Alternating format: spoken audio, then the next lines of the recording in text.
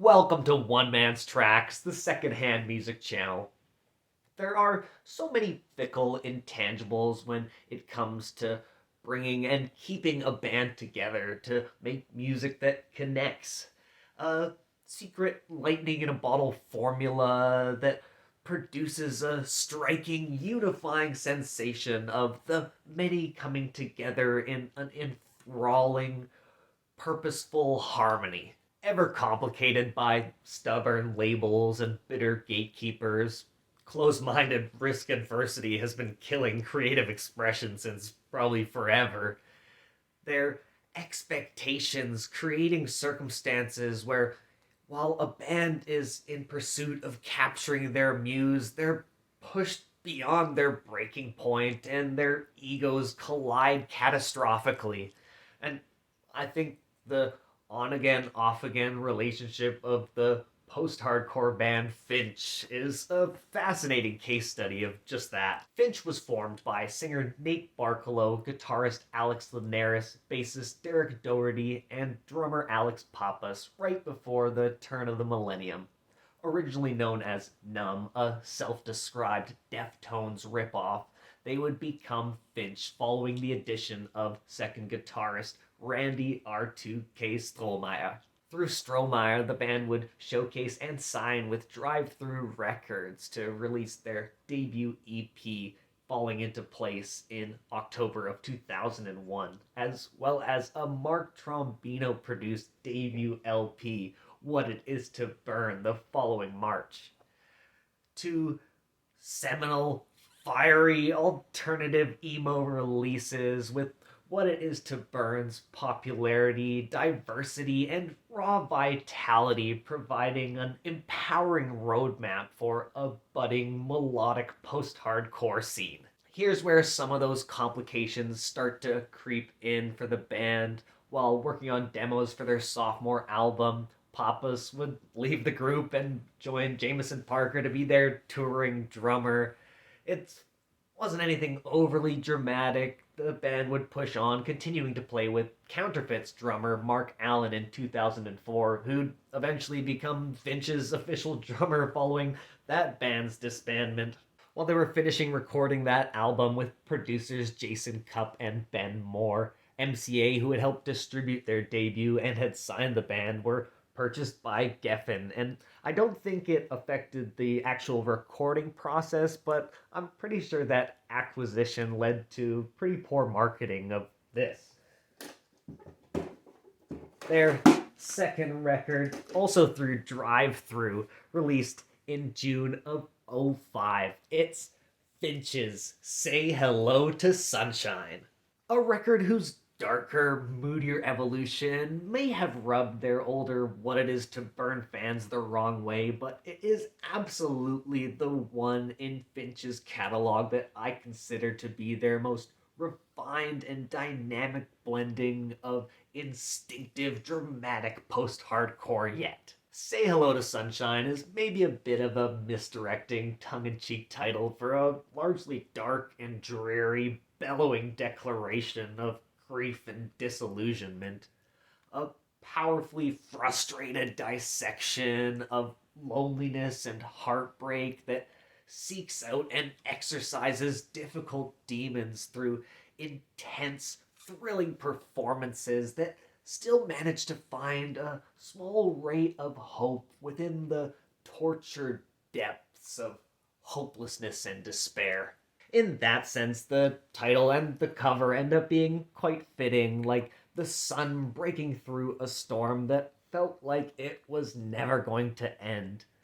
The journey is, however, quite a harrowing one, so you better strap in if you're ready for this vigorous, progressive rockin' thriller, and dig right into its nightmarish opener, Insomniac Meat. Slamming open this record with a spiraling, remorseless explosion, screaming out with a wretched despair and dragging the audience frightfully into its potent volatility.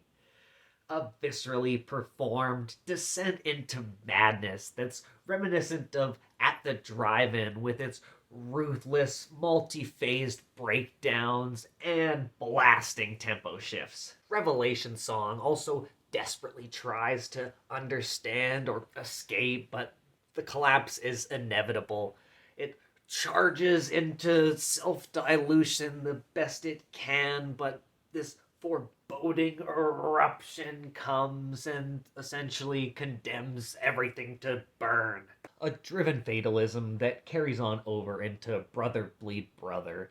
A less esoteric, more steady tune. I think it's super catchy with some great hooks and this riffage in the middle that sounds quite Omar Rodriguez Lopez to these ears. And sure, it sounds derivative, but boy, does it hit. Steadily shifting into a slightly poppier melodic post-hardcore direction as this album continues to unravel with A Peace of Mind, hitting you with a more direct Billy Talent-like approach this time, still cruising and questioning, but a little less vitriol and a little more self-reflection in this case. One of my favorite Finch tunes has got to be Ink. I love the funky math rock intro, the meanness of Nate's vocals, the potent, fairly horrific imagery, and the absolutely ripping chorus. I sip epiphany. I also dig Firefly's chunky, atmospheric melodies and its feeling of being cast out alone, obliterated in a numbing, knowing ocean. It's nice and steady. It maybe stagnates a little, but almost as if it's the moment where we finally turn back and start to face that difficult battle back to sanity. We're then sent screaming into the anxious, hopeless host, a desperate body horror thrashing out against addiction, painfully trying to purge the parasite and begging for relief. This pretty brutal breakdown continues as we get lost in Reduced to Teeth's tale of grief and disillusion, with the suffering boiling over and lashing out with a tragic, wailing plea and raging against the fates. It's a crushing tune. Hitting once more on the pain and loss of loneliness, but with a masked, jazzy, jaunty verse. Man Alone does eventually break into these forsaken choral outbursts. A self flagellating number that once again wrestles with compulsion control. The very California pop punk energy and fresh perspective of Miro provides a much needed reset or reframing, just slowing things down and finding ways to appreciate the frivolous trivialities. It's a short lived satisfaction as Ravenous returns, never gratified. It's all about manipulation. This blinding, animalistic Ripper has these great Mike Patton esque vocals that are oh so rowdy and totally rip. Now, Bite Marks and Bloodstains is a tremendous emo slammer, revisiting the album's themes of loss, grief, desperation, and guilt. Perhaps I need a few more reference points, but to me, this sounds like At the Drive-In doing an A Perfect Circle song. I mean, it's even got the repeated Napoleon solo line of "This is forever." It's how the album or the song closes out. It's not quite the way they sing it. Again, it's fairly derivative, but I still quite enjoy it. Closing out with the quick, rowdy, brutal, deathly metallic screaming of the casket of Roderick Usher that hammers us into the propulsive ender Dreams of Psilocybin. This engaged outro provides a sick fucking finish to this arduous, progressive, post-hardcore odyssey.